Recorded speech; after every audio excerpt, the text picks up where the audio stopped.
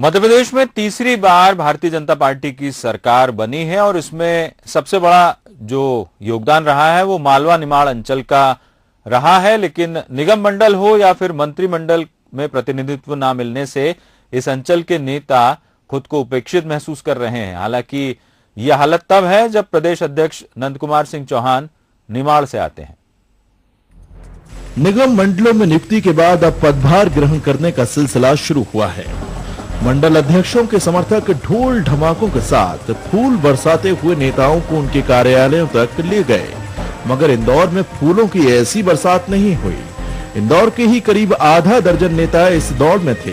पिछली सरकार में तो आधा दर्जन नेताओं को लाल बत्ती दी गई थी, लेकिन इस बार जब लाल बत्ती नहीं मिली तो नेताओं का दर्द भी छलका। शिकायत का लहजा थोड़ा अलग था।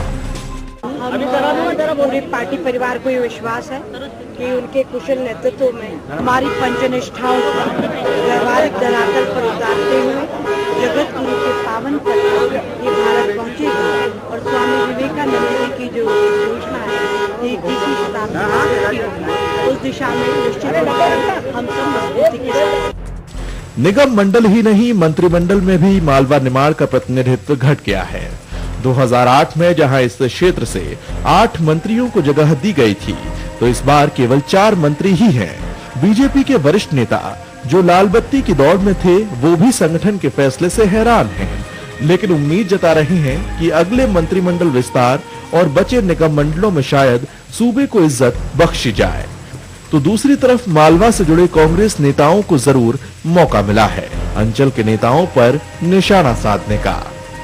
बाकी शेष है 8 ही हुए हैं, बाकी में 2 को नेतृत्व मिला गया।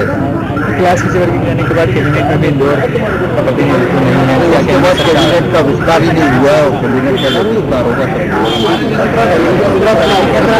मैं ये जरूर कहूँगा कि जो माननीय मुख्यमंत्री इस इंदौर को अपने सपनों का शहर बताते थे, उसी शहर को प्रतिनिधित्व नहीं मिलना, ये बात दर्शाता है कि यहाँ के भाजपा के नेता बड़े कमजोर हैं, जो अपने प्रतिनिधित्व को अपनी पार्टी से नहीं ले पाए हैं।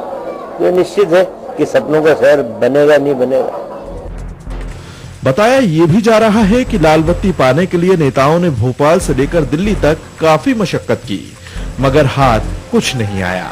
अब मंत्रिमंडल से ही आस बची है, जो पूरी होगी भी या नहीं, इस पर भी संदेह बना हुआ है।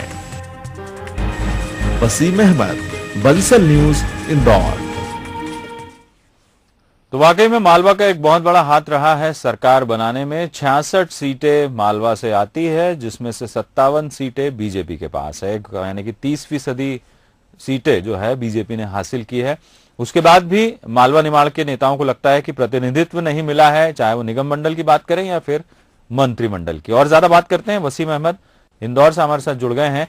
वसीम, राजनीतिक मायने से देखे तो मालवा का प्रतिनिधित्व काफी वजनदार रहा है मध्य प्रदेश की राजनीति में, लेकिन 2013 में जब सरकार बनी है उसके बाद से कुछ घट गया है, उपेक्षित महसूस कर रहे हैं नेता।